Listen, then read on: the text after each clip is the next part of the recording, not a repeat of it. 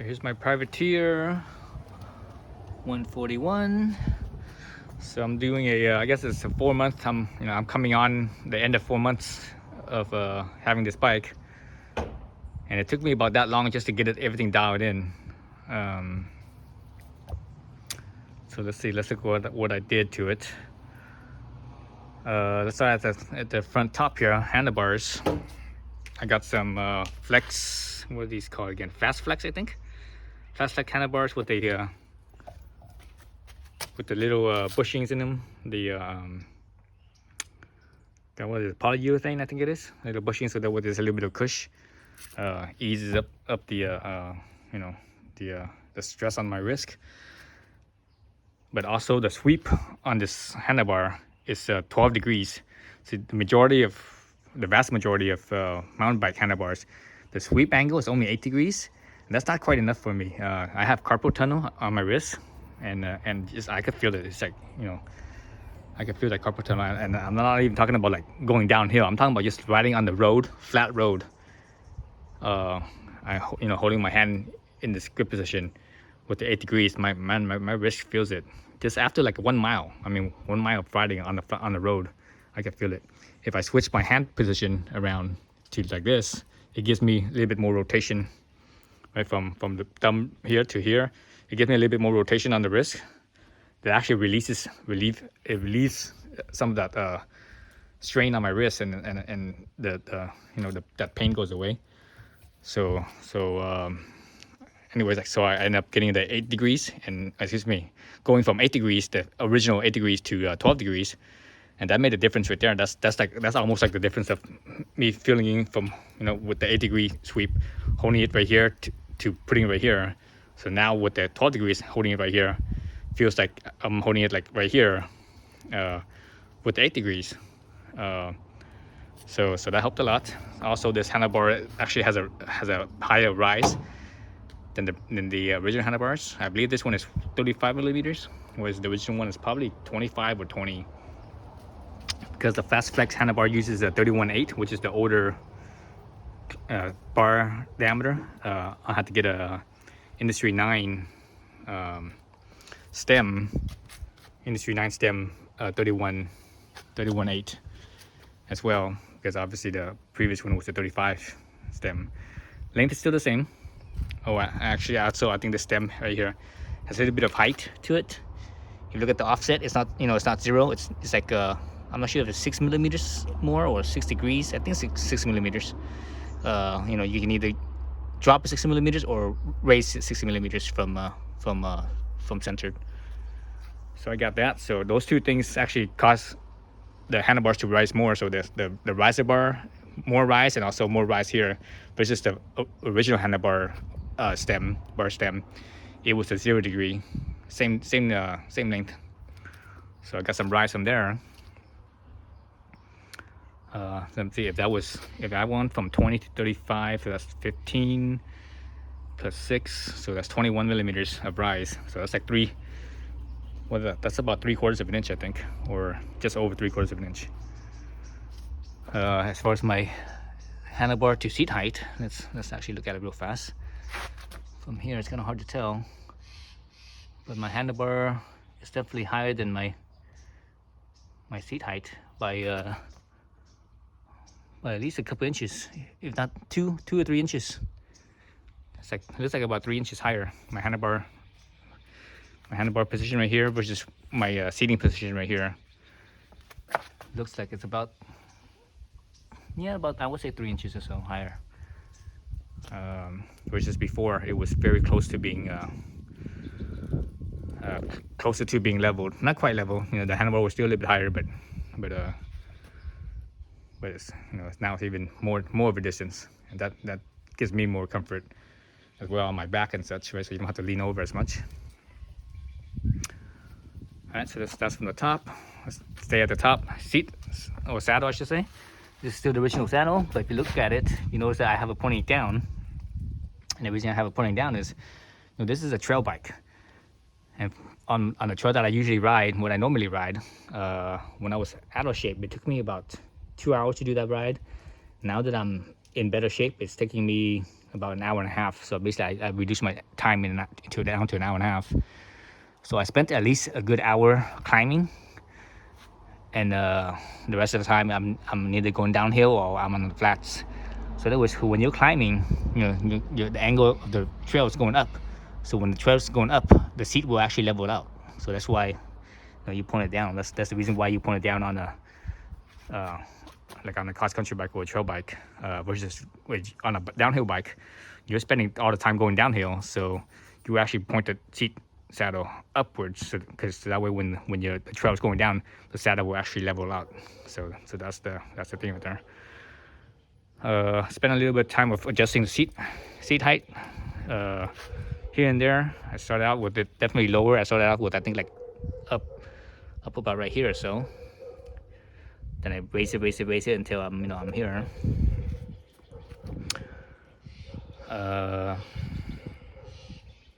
Let's see, what else did I do with this thing? Suspension fork. It came with the volume spacers. It had the volume spacers, but it wasn't they weren't installed. They were off the fork, so I never put them back in. Because I like it without volume spacers. I'm a light guy. I only do trail riding. I don't really do any jumps or drops. Little small jumps and small drops I do, like a foot or so, or maybe 2 feet at the most. That's about it. So volume spacers there. The volume space in here, in the shock, I actually took out. So the Float X shock, there's a volume. The volume spacer is like the main piece. There's a smaller piece that's like sort of sits on top of that main piece, bigger piece. So so you have a little bit more fine tuning on the volume spacer. So I took all the volume spacer out, and it felt much better. Then after that, I actually took out the stroke spacer as well. So this thing is from the factory. This thing is when I got this bike, this thing was set at 57.5 millimeters of stroke, and I took one out and made it to 60. Then I took another one out, made it to 62.5, and I sort of liked it, but at the same time I didn't because even though the stroke spacer is very thin, it's only 2.5 millimeters, it still took up volume. So when I took those stroke spacers out, it increased the volume here, so it actually made it a little bit too soft. It made it too soft, so I actually added back in. Now it's back to stock again, back to 57.2. And I think it's good right there, because when I took those out, what I noticed was for the same sag, right? For the same amount of sag, what I noticed was that the mid-stroke support wasn't as good. It was like a little bit too soft on the mid-stroke support. As far as like bottoming it out, I don't think I've ever bottomed this shock out, except for when I was running 30% sag. I might have came close to bottoming out, or just almost bottomed out. But at 30% sag, it's way too much sag, and I'll talk about that in a minute. But anyways, the shock stroke is back to stock, and it has much better mid stroke support that way, but without any of the volume spacers. So speaking of suspension, looking at the pressure, I played around with the pressure a lot. At first, I think on the fork, I first used I think I went down as much as 45 psi initially. And initially when I first got this bike, I first set it up as 30% sag on both front and rear. So I think at that time I had the pressure down to about maybe 45 or so. And I played around with it, 45, 50, 55. Now I'm up at 60, and 60 seems to be just about perfect. And 60 psi on this without volume spacers for my weight gives me about 20% sag, or maybe even slightly less. Actually, I would say 20% sag, because the stiction, because of air shocks, they have a lot of stiction. So whenever you look at the sag, the static sag, whatever number it is, you should add a few more millimeters to that. That should be the real number because of the stiction. So because of the stiction, I had 20%. I think at 55 psi or so. Then when I went up to 60, it showed that it had it was actually a little bit less than 20%. It showed like it was like maybe 18% sag maybe. But in reality, it's actually 20 because of the section, you know, because when you eliminate the section, it will actually probably go down to 20%. So that's good there at 60 psi. Here I played around with the psi. I think the lowest I had it was probably 140 psi. And now I'm up, and then the most I ever had it up to was 160. And 160 was a little bit too firm with the so now you know, now it's no volume spacer, and the shock stroke is back to 57.2 or 57, excuse me, 57.5, 57.5, 57 and a half. So back to the original stroke, no volume spacer. I had it up to 160, and 160 felt a little bit too firm. So I actually had to reduce the pressure by 1 or 2 psi. So right now I'm at 158 or 159 psi, and it feels just right. And one way you could tell, because you know the suspension companies, Fox and RockShox, they know what they're doing. You know, they've been at this game for a long time, so they know what they're doing. And one way you could tell if your air pressure is right or not is by looking at your damping controls. So they know what they're doing with the damping and everything. So they have it set really very well. So if you set your dampening right in the middle, you should be about right in the middle, give or take a few clicks, right? You know, approximately the middle, and take a few clicks. You shouldn't be all the way at one end or the other. If you're at one end or the other, that means that there's something off. Neither the valving is completely off, which I don't think, you know, I don't believe so, because these suspension are tuned for whatever company, in this case Privateer, when they spec this shock, for example, they Fox tunes it for this frame, for this suspension design and kinematics and all that stuff, right? Leverage ratio and all that stuff. So they have it pretty much dialed in. So when your dampening is all the way to one side, all the way to one end or the other end, when you turn the knobs and you're like, okay, that's good, that usually means something's not right, it's off. So in my case, when I had it at a different PSI, I had it almost to like all the way to one direction or the other. Then when I actually raised the PSI, I had to actually turn it more towards the middle, and it felt just right. It felt just about perfect in the middle. I mean, I've this last ride I did yesterday, this bike has never felt any better than it did yesterday. It felt like it felt like completely dialed in yesterday. So I think my suspension setup is good and my pressure is good. So it's just about in the middle too. So right here I have it at 5, so that's the middle. Over here I have it at where do I have it at? I think, let's see, 6, 7. I think I have it at 7 out of 12 or 13 or something like that. So it's almost in the middle, just past the middle. So that's good. And on my fork side, I think the high speed is only 5 clicks, so I also have that in the middle as well. The low speed, I have it about 1/3 away from full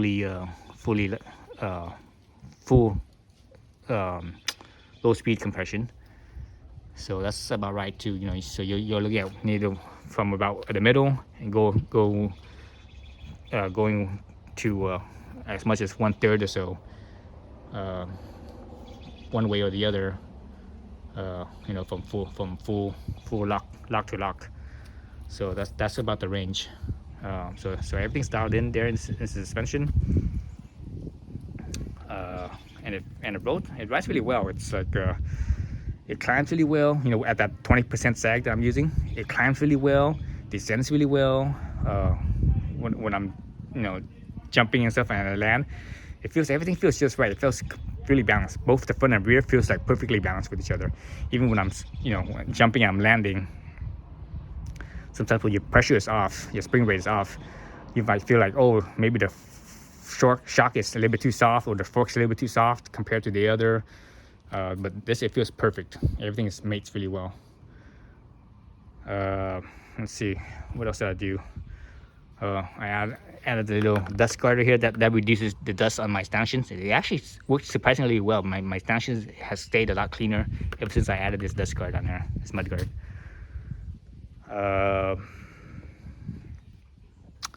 Let's go to the drivetrain.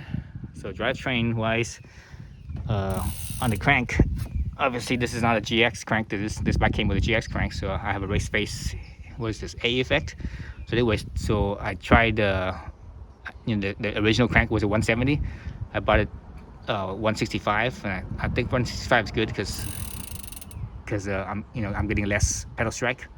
And even before, when I was using less or more, I should say more sag, I had more strikes. So now I'm at 20%. I have a lot less strikes, but also 65 millimeter crank also makes it have less strike as well. So that's good there. But these cranks are a little bit heavier than the GX cranks. Other thing I did was I got the oval chainring, and I like the oval chainring. Back in the past, a long time ago, back in the 90s, when I first tried oval, I didn't really notice any much of a difference.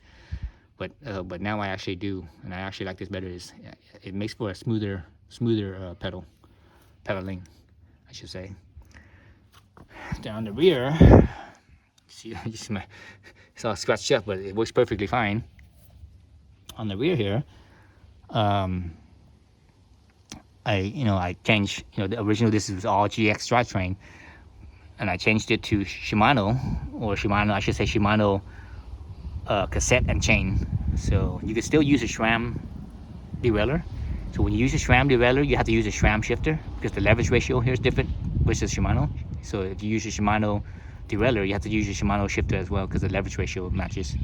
But as far as the 12 speeds between SRAM and Shimano, the spacing between the cogs is the same. So that's why you get away with using Shimano and SRAM cassette and shifter derailleur combo. But obviously, if it's Shimano cassette, it has to be Shimano chain. In this case, it's a XT HG Plus. So this is also XT HG Plus chain. Same with SRAM. If you use a SRAM Eagle cassette, you should use a SRAM Eagle chain. The respective chain that mates, they work better with each other. So I like the Shimano better, and the main reason why I like Shimano better is not just smoother shifting. It is smoother shifting. It also shifts better under load, smoother under load, better under load. But the main reason why I got the Shimano XT is because of the gear ratios here, especially the top 2-3 gear ratios, maybe top 2, 3, 4. So this is a 51 big ring, big cog, 51, then 45. So there's only 6 difference. 45, and I think this one is it a 39? I forget now. I think it's a 39. So it's like 6, 6, 6. Whereas SRAM, the original one, it was 52, 42. That's a 10 tooth difference. That jump was too much. It's way too much. After that, it was okay, but 10 tooth difference, it was just too much. It just like completely threw me off. I couldn't climb technical with it. And I actually like to climb technical climbs. And the 52 tooth felt like it was a little bit too low of a gear. It spun out too easily. And the 42 tooth, it was too tall of a gear, and I just, for like a short section I could do, but I couldn't do prolonged distance because I just got too tired, too gassed out. But this one, since it's 45, it's a little bit lower, so I could still climb okay and not get gassed out. But it's not too low. Whereas 51, sometimes it feels a little bit too low. Sometimes it feels just right.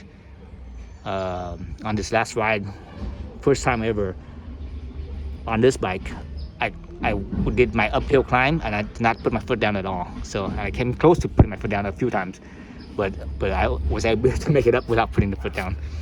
And I think it's possible because of this gear combination, where it's not too much of a difference. Now with the SRAM, I did try the 50 tooth, then 42. That's 8 teeth difference. That's still too much. So the Shimano 6 teeth difference is better. Even though I actually prefer the 50 tooth over the Shimano 51 tooth. I think 50 tooth is better. 51 tooth is still a little bit too tall of a gear. Excuse me, not tall, too short of a gear, or too low of a gear. I think a 50 tooth is a little bit taller, just one tooth taller of a gear, and it's just, I think the pedal's better. And I think I'd rather have that 50 tooth, riding the 50 tooth going up my climb than riding the 45.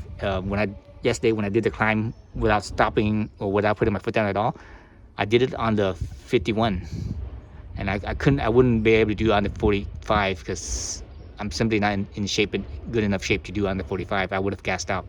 But on the 51 I was able to do it. But at the same time, there was some sections where I'm like, oh man, it's geared a little bit too low and it's spinning a little bit quicker than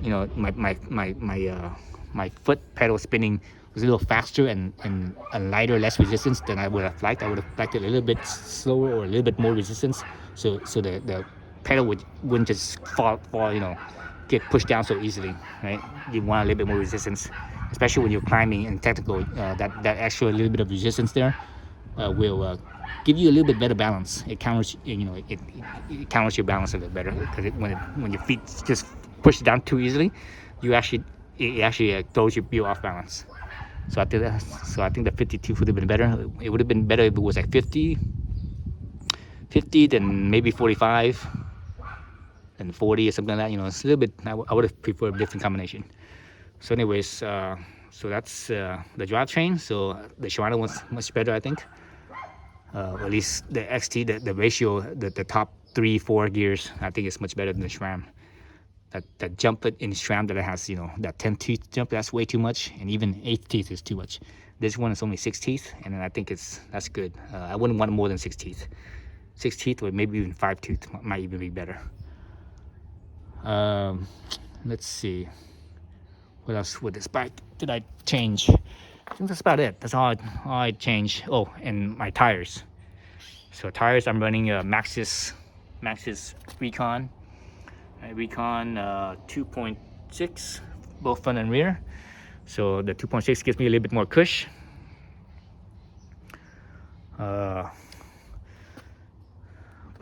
But I am noticing that, at the beginning when I first got back into riding a few months ago, the Recon was more than enough. But now that my fitness level and my skill level is improving, I find that the Recons, or maybe because the Recons is starting to wear out too, but I find that the Recon, I'm basically about at its limit for the trail that I'm riding, because I like to do chunky, technical, rocky climbs and descents. So I'm just about the border of this, but then I think I'm just about right too, because my skill level, these tires and my skill level just about matches right now. So maybe if my skills get better in the next few months, or by next year or something like that, then I might consider going with some meteor tires. But for now, it's okay.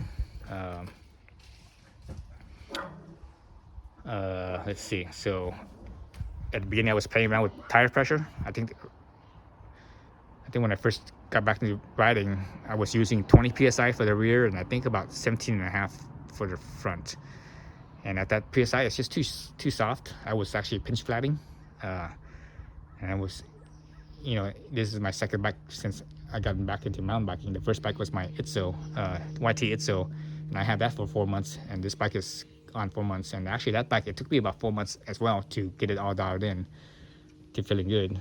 And by the time on that 4th month, I started noticing, okay, what I like and what I didn't like, and what I wanted more and what I wanted less. That's the reason why I sold that bike and bought this bike. They're both horse link, 4-bar. This one is 141, with the Itzo is only 130 front and rear. This one's 141 rear, 150 front. So a little bit more, not just the rear, but 20 more up front. And for the trail that I'm doing, I think this bike is the trail that I like to do, my favorite trail, the one that I almost that like 90% or yeah, about 90% of the time I ride that trail of my riding, I ride that trail. This bike is like perfect for it because of how rocky and chunky it is, and this bike is perfect for it. So yeah, so those tires, and overall the bike is pretty good when I ride other trails around here, because all the other trails around here, they're not as rocky, they're not as chunky, not as technical. So this bike, when I ride all the other trails, this bike is totally overkill. I mean, when I ride this bike on those other trails, it feels like I'm not even on a trail. It feels like it's like so smooth of a ride that it's like, and it makes it so easy that it's like, oh, there's like no challenge. So I'm like, oh, I'm not sure if this was a wise choice or not. So anyways, but it's perfect for my for the trail that I do. And looking at it, you could, you know, so I have mentioned the suspension is pretty much set up perfect. So let's look at the dirt or dust rings from my last ride. And you can see the dust rings there, and you can see the dust rings over here as well. And this is how much travel I use up. I still have easily an inch of travel left in the front. So this is a 150, so an inch off of 150 would be 140, 125, right? So theoretically, I probably only need a 120, maybe probably 130. A really well dialed in 130 would probably 130 travel would probably be okay. And on the rear, and you can see the dust rings, and where my ring end up. So it didn't even come anywhere near bottoming out. I think bottoming out is probably about right here somewhere, probably about right there. So this one I also have an inch, if not more than an inch, of travel left. I mean, from my fingertip, from my fingernail to the O-ring, it's less than an inch. But then you have to think about the leverage ratio, right? Because this is only 57.5 millimeters, whereas the travel on this is 141. So that means the leverage ratio is like 2 point. What's that? The shock stroke to wheel travel axle travel is about, what's that? I think like 2.3 or something like that difference. So you basically have to multiply this distance here by at least two times. So from my fingernail to the O-ring is more than half an inch. So multiply that by 2. That means it's over an inch of travel left. I still have over an inch of travel to spare. So theoretically, this 141, I could take off an inch easily, and I still be okay. So that means if I take off an inch, let's say 30 millimeters. If I take off 30 millimeters, I still have 110. So it means I'm using 110. So theoretically, the rear end, I could probably get away with like 120 stroke. I should be fine. So like 120 here, 130 in the front, I would probably still be okay for the trail that I'm riding. But this little extra bit, what that is? From this extra bit of travel here and a little bit of extra travel here, you know what that is? That right there is insurance. That's what that is. That's if shit happens, you do a jump or whatever and you land wrong, or you case a jump, that's where the extra travel will absorb that error and makes it forgiving and save your ass, or save my ass, I should say. So yeah, so I'm good there. You don't necessarily should be using the full travel, and you shouldn't set your suspension spring rate or damping that you use the whole travel all the time. That's not proper use of the suspension setting. You should always have a little bit of extra for just in case. And speaking of a little bit extra to save my ass, that's what this bike does. It's like it makes it a little bit easier, and it's very forgiving. Let's talk about the performance of the bike. So I've already covered all the details of what I did and my suspension setting and stuff, and my ergonomics setting. As far as how the bike rides, this is a long bike. 440 chainstay. I think the wheelbase is 1235, I believe. So it's very long, you know, and this is a medium, right? Medium size trail bike, 440, 12, 35 axle, or excuse me, wheelbase. So it's a long bike. It's definitely one of the longer. It's not the. I don't think it's the longest bike I've seen for the size, but it's definitely on the longer end. And because of that, it's very stable. So I'm riding no matter how, you know, I've never, when I'm riding this, even when I'm going as fast as I can, going down as fast as I can, I feel stable and I feel secure and I feel planted. I've never felt like I'm out of control or whatever. The only time I've ever felt something kind of off, or kind of like, oh, maybe I'm pushing its limit, is the tires. So, you know, these recon tires aren't, you know, they're not big beefy tires. They're, you know, they're light trail tires, borderline cross country almost, down country, if you will. So, but the bike itself, it's very stable, smooth riding, very predictable. But because of that length, and you know, also that, you know, the head tube, too, the head tube is, I think, 64.5 degrees, so that's pretty slack for a trail bike, I think. So because of the length and the slack head tube, it, you know, it makes it very stable. But at the same time, because of that stability, it's a little, and the length, it's a little bit less playful, a little bit less fun, less poppy. You know, Privateer, you know, when they came out with their bike, and the Privateer intended the bike to be for, you know, for the Privateer racer, with the 161. You know, this, and people were asking, oh, what we want a bike like the 161, but instead of an enduro, we wanted a trail bike. And so that's why they came up with the 141. And this 141 has the same DNA as the 161. So it has the same, you know, the same ethos, if you will, on how it's designed and everything. So it rides like the 161, where the 161 is, since it was meant as a race bike. When you're racing, you want to stay planted, and you want to, you know, you don't want things to be all poppy and stuff. When poppy is fun when you're playing around, but when you're racing, you don't want it to be very poppy, because being poppy, basically, you lose time when you're, like, you know, when you're jumping off, bouncing off things and stuff. But if you're going through things, you just kind of fly through and just, you know, go through. That's what a race bike does. You know, racing is about having the best times, right? So this bike has that same DNA. It wants to just go through, and it doesn't really want to pop and stuff.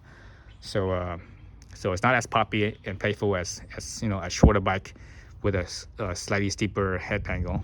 But at the same time, since I had my suspension, been playing around with it, and now I have it dialed in, after I've dialed my suspension in just right, it feels more poppy and playful than it did all those other times. All the other times when I had, like, you know, when I had more sag, it just sank in, and it was like, just, you know, it was very active. But it was not poppy or playful at all. You know, when I try to, like, load the suspension down and pop off a lip or something like that, it barely wanted to pop off. You know, it's like it just wanted to absorb everything, suck everything up. So now, you know, with the 20% sag, it's much more poppy than it was before. What else about this bike? So yeah, so it's a great riding bike. The trail that I do with it, you know, I think it's perfect for it. But when I do other trails that are not as chunky, this bike feels like it's too much, like it's overkill, like I'm over bike. And in those other trails, I'll probably be fine with like a 120. Realistically, I would probably be fine with a 120. So anyways, so yeah. So I'm probably gonna go on another ride in another couple hours. But that's my thoughts, my long-term thoughts on this bike. It's a great bike, very, very good bike. Thanks for watching.